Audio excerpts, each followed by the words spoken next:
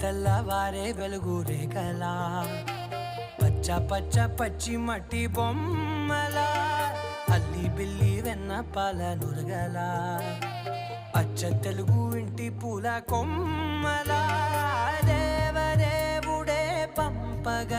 ఇలా దేవతే మా ఇంట అడుగే పెట్టెనంట బ్రహ్మ కళ్ళలో కాంతులే